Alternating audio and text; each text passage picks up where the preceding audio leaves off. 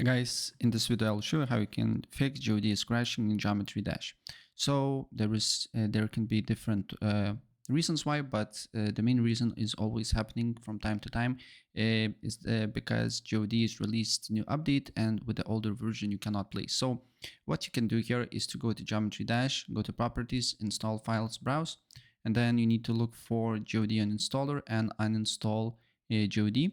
And then you just need to open a browser, look for Geode Geometry Dash, click the first link here, and download the newest version here by pressing download and download for Windows. And then just install it and look if the problem persists.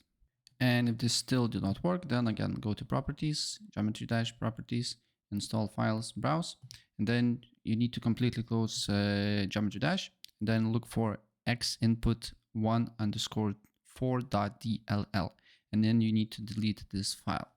And after that, look if the problem persists or not. If the problem persists, go to Geometry Dash, Properties, Install Files, and verify integrity of the game files. And that should fix your problem. So yeah, that's pretty much it.